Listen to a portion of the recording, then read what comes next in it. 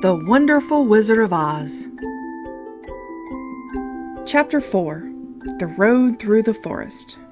After a few hours, the road began to be rough, and the walking grew so difficult that the Scarecrow often stumbled over the yellow bricks, which were very uneven. Sometimes, indeed, they were broken or missing altogether, leaving holes that Toto jumped across and Dorothy walked around.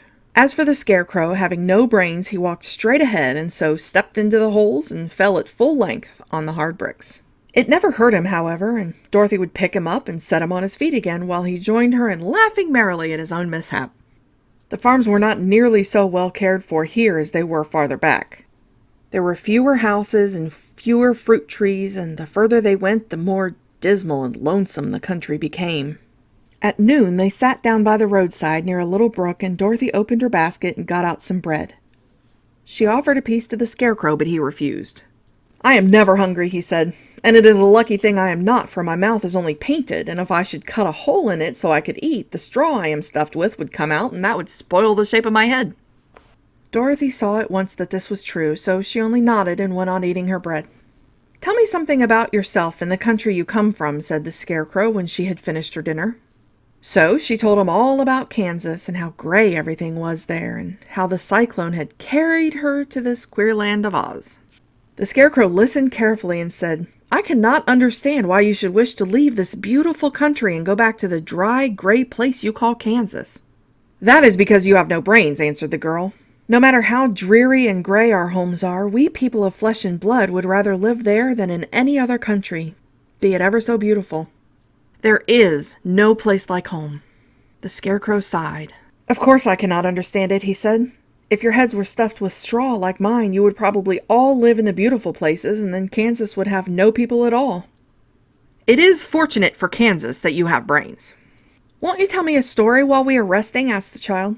The Scarecrow looked at her reproachfully and answered, "My life has been so short that I really know nothing whatever. I was only made day before yesterday. What happened in the world before that time is all unknown to me. Luckily, when the farmer made my head, one of the first things he did was to paint my ears so that I heard what was going on. There was another Munchkin with him, and the first thing I heard was the farmer saying, 'How do you like those ears?' 'They aren't straight,' answered the other. 'Never mind,' said the farmer. 'They are ears just the same,' which was true enough. 'Now I'll make the eyes,' said the farmer.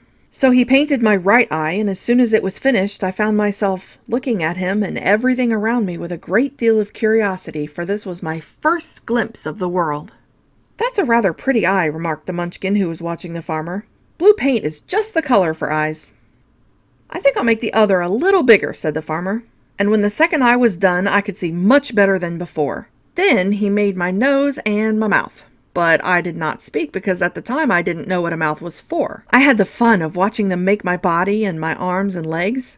And when they fastened on my head, at last I felt very proud, for I thought I was just as good a man as anyone. "This fellow will scare the crows fast enough," said the farmer. "He looks just like a man." "Why, he is a man," said the other, and I quite agreed with him. The farmer carried me under his arm to the cornfield and set me up on a tall stick where you found me. He and his friends soon after walked away and left me alone. I did not like to be deserted this way, so I tried to walk after them, but my feet would not touch the ground, and I was forced to stay on that pole. It was a lonely life to lead, for I had nothing to think of, having been made such a little while before. Many crows and other birds flew into the cornfield, but as soon as they saw me, they flew away again, thinking I was a Munchkin, and this pleased me and made me feel that I was quite an important person.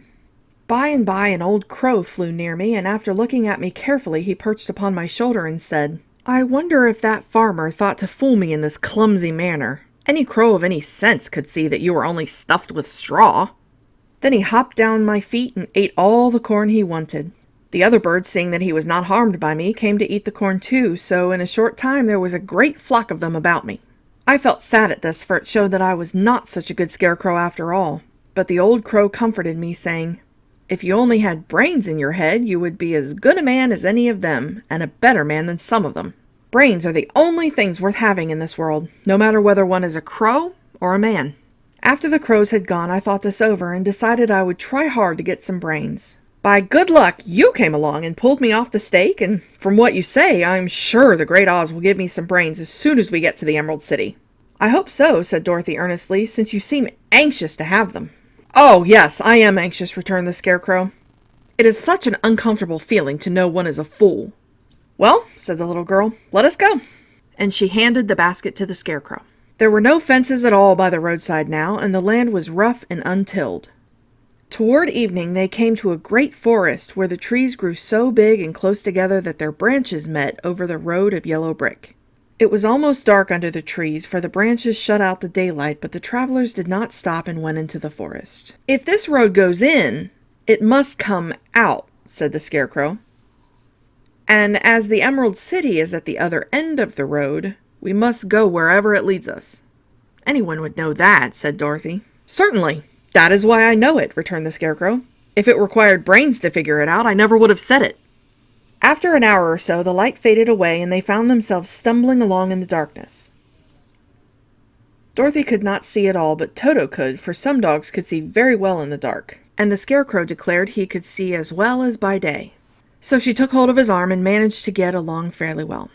If you see any house or any place where we can pass the night, she said, you must tell me, for it is uncomfortable walking in the dark.